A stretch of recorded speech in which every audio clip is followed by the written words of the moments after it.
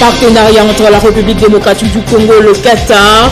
Félix Tshisekedi est attendu à Doha ce dimanche. Une visite au fond diplomatique et économique. Au Parlement, enfin, la tenue d'une première plénière ce lundi dans les deux chambres. À l'ordre du jour, examen et adoption du projet du calendrier de la session ordinaire des mars en cours. À Madagascar, Didier Rastiraka n'est plus âgé de 84 ans. L'ancien président malgache est décédé ce dimanche matin de suite d'une maladie. Nouveau journal sur Télé 50, bienvenue à tous. La République démocratique du Congo en phase de sceller un partenariat historique avec le Qatar. Le président Félix-Antoine Tshisekedi est attendu à Doha ce dimanche sur invitation de l'émir du Qatar, Cheikh Tamim Ben Hamad Al Thani. Une visite de travail officiel au fond diplomatique et économique très important pour les deux États. Et avant de se rendre au Qatar, le président de la RDC, Félix-Antoine Tshisekedi, a reçu ce samedi à la Cité de l'Union africaine une délégation officielle angolaise conduite par M. Tete Antonio, ministre des Relations extérieures. L'émissaire angolais était porteur d'un message du président João Lourenço destiné à son homologue congolais. Ce message dont le contenu n'a pas été révélé est lié aux bonnes relations bilatérales entre l'Angola et la République démocratique du Congo, a déclaré Tete Antonio, le ministre angolais des Affaires extérieures. L'émissaire de Luanda en a profité pour rappeler que le président Félix-Antoine Tshisekedi bénéficie du soutien total de son homologue angolais Lourenço pour la réussite de son mandat à la tête de l'Union africaine. Kinshasa et Luanda entretiennent des très bonnes relations bilatérales et œuvrent à la promotion de la paix, la prospérité et la stabilité de l'Afrique au sein des organisations sous-régionales et régionales telles que la SADC et l'Union africaine, a ajouté le chef de la diplomatie angolaise. Et comme je le disais au sommaire au Parlement, première plénière ce lundi dans les deux chambres depuis l'ouverture de la session ordinaire le 15 mars dernier avec comme priorité majeure l'investiture du gouvernement de l'Union sacrée de la nation encore en gestation. Et au Sénat, tout comme à l'Assemblée nationale, la session de ce lundi sera consacrée à l'examen et l'adoption du projet des calendriers de la session ordinaire des mars en cours. Et puis le président de la Chambre haute du Parlement a accordé une audience à une forte délégation de 3 communautés des provinces de Nord Kivu, Sud Kivu et Ituri. Au menu, la paix et le développement de la partie est de la République démocratique du Congo.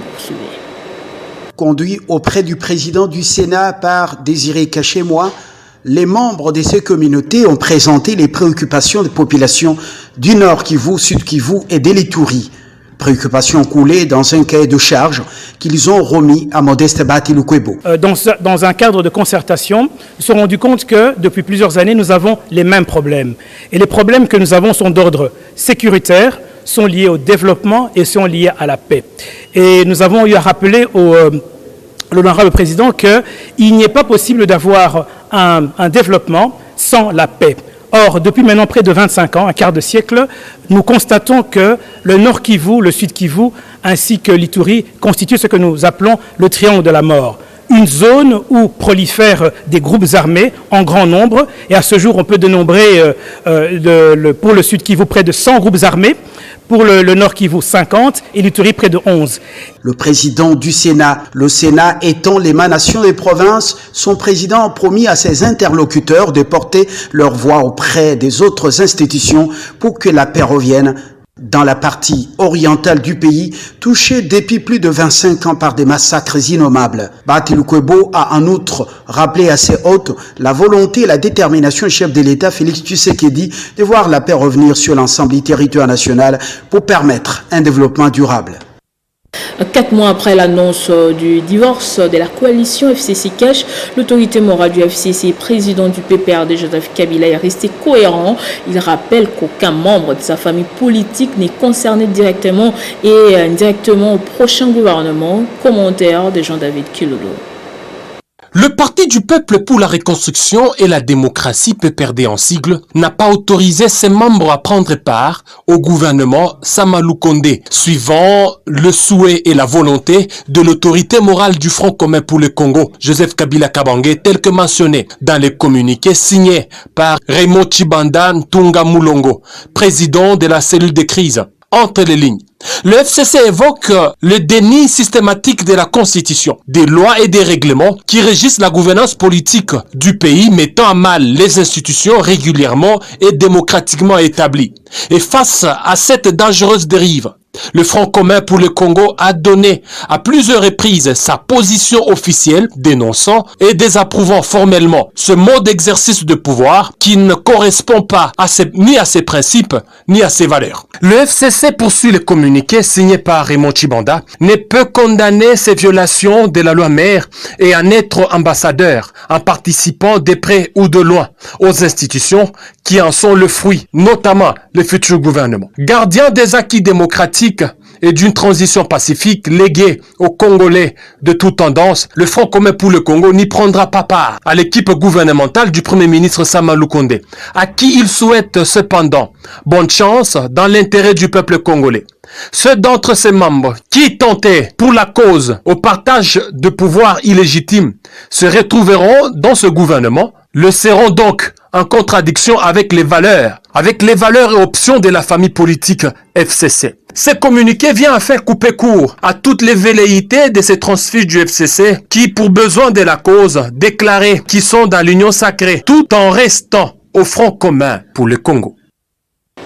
Georges Kapiamba s'est attaqué ce samedi à l'Union sacrée de la nation en dénonçant la prise en otage du peuple congolais par l'intérêt égoïste de ses membres. Pour le président de la CAGE, je cite, le retard enregistré pour la formation du gouvernement Sama Lukonde est essentiellement dû à l'irresponsabilité et à la gourmandise de la plupart des politiciens ayant adhéré à l'Union sacrée. On l'écoute au micro de Fabien Lumbala. Montée des enchères que nous avons constatées dans les chefs de la plupart des chefs de partis et des regroupements politiques qui participent aux discussions visant la composition du nouveau gouvernement. La plupart d'entre eux sont en train de maintenir des revendications, notamment en ce qui concerne le nombre de ministères. Ils ne veulent pas lâcher. Il y en a qui ne veulent pas quitter le gouvernement, ceux qui ont eu à travailler il y a longtemps, qui ne veulent pas se faire remplacer par leurs collègues. Il y en a qui considèrent qu'il y a des ministères, des portefeuilles qui ne peuvent pas lâcher parce que pour eux, c'est des ministères jutés qu'ils veulent apparemment transformer en des distributeurs des billets des banques. S'il arrivait au chef de l'État de constater que le blocage persisterait, il faudrait recourir carrément à la dissolution de l'Assemblée nationale pour lui permettre de recréer des conditions plus ou moins minimales convenables de la gestion du pays en attendant que le peuple souverain tranche par l'élection ou la désignation de ces nouveaux représentants, parce que ceux qui sont là sont incapables de prendre en charge rapidement la misère du peuple et de trouver des solutions. Et dans notre temps, la société civile de l'Union sacrée de la nation a organisé une journée de réflexion sur les enjeux de l'heure. À l'occasion, plusieurs adhésions ont été enregistrées. Réunis au sein de la plateforme Société civile de l'Union sacrée, ces jeunes ont pris la décision d'accompagner la vision de gouvernance du chef de l'État, Félix-Antoine Tshisekedi Tshilombo, mais loin de toute ambition politique. Le but de la cérémonie d'aujourd'hui, c'est la poursuite de la campagne nationale d'appel à l'adhésion massive des organisations non gouvernementales. Préalable pour être membre de la plateforme, il suffit premièrement d'avoir que l'ONG ait un cadre juridique, ça veut dire qu'il ait les documents qui lui donnent, qui lui confèrent, n'est-ce pas, l'autorisation de pouvoir fonctionner en République démocratique du Congo conformément à la loi. Cette volonté s'est traduite par un appel à tous ces jeunes d'adhérer massivement à la vision du chef de l'État. Et ce changement a été exprimé clair par le discours du chef de l'État qui prône le peuple d'abord. Donc, mettre le peuple au centre de sa politique. Alors, comme une association sans vision politique, nous sommes dit qu'il est nécessaire de venir porter le soutien et adhérer sans embâche aux visions du chef de l'État. C'est pour cette raison que nous sommes venus s'adhérer et nous invitons les autres qui hésitent encore de venir massivement s'adhérer à cette vision. La plateforme Société civile Union sacrée de la nation ne compte pas s'arrêter à Kinshasa, mais veut aller en dehors de la capitale pour plus de visibilité de leurs actions. Et puis l'actualité sur le continent avec cette triste nouvelle. L'ancien président de la République de Madagascar, Didier Rastisaraka, est décédé ce dimanche 28 mars au matin. Selon sa famille biologique qui a communiqué la nouvelle, l'amiral, comme il était surnommé, avait été hospitalisé en début de semaine dans un hôpital militaire de la Grande Île. Didier Rastisaraka, officier des marines des carrières, a été 2 fois à la tête du pays de 1975 à 1993 et de 1997 à 2002. Il était âgé de 84 ans. On va parler sport à présent. Football, suite du championnat de la Vodacom Première Ligue. Ce dimanche, un seul match au menu au stade de la Kenya Lubumbashi. La Simba de Kolwezi sera reçu par Lubumbashi Sport. Et hier, toujours dans le cadre de cette compétition, 2 matchs se sont joués à Kinshasa au stade des Martyrs. La jeunesse sportive de Kinshasa et Lupopo se sont partagés le point après un nul d'un but partout sur cette même pelouse. Le Daring Club Motema Pembe a conservé sa 6e place au classement fort de son succès de 2-0 face au Racing Club de Kinshasa. On va écouter les réactions de 2 coachs après ce match. J'ai essayé d'améliorer, mais ça n'a pas marché aujourd'hui. Mais un match équilibré, sauf qu'il y a eu 2 erreurs fatales et Dering en a profité. Donc je vais continuer à travailler parce qu'il y a aussi le problème de la personnalité de certains éléments. Donc Dering nous a appris à nos erreurs que nous avons commises. Donc c'est ça le match de football. Donc il a marqué 2 buts, il en a profité. Et c'est le résultat de ce match d'aujourd'hui. Sincèrement, je ne crée pas la relégation. Connaissant le football, on se met à travailler. Parce qu'un match de football a beaucoup de problèmes. Et un match de football est lié de beaucoup d'aspects. On ne va pas baisser les bras. On est obligé de continuer de travailler. Il nous reste 8 matchs. Ça peut aussi changer. J'ai cette conviction. Remonter la pente, ça veut dire travailler réseau par réseau, ligne par ligne, et mettre beaucoup de discipline, mettre de la meilleure tactique sur le terrain. Et je pense que ça va payer. Ça peut payer à la fin. Oui, la dynamique est bonne. Mais il ne faut surtout pas s'endormir parce que parfois la fatigue elle prend place et quand la fatigue prend place, on peut faire des bêtises. Donc il faut qu'on reste concentré. C'est bien, je suis content de faire 3 victoires, mais surtout de faire 4 matchs sans prendre de but.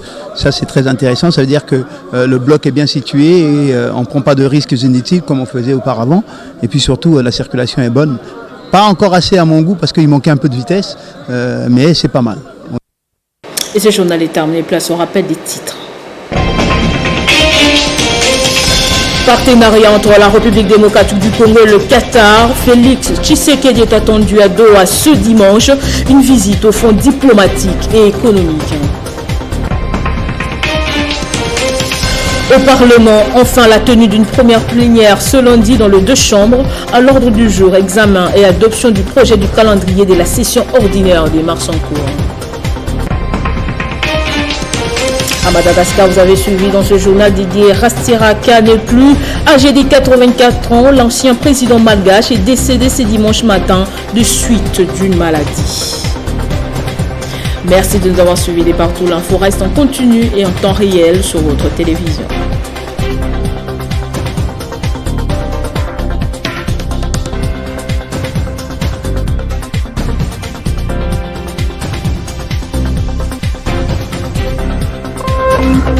Téléchargez les infos Télé 50 sur www.télé50.cd.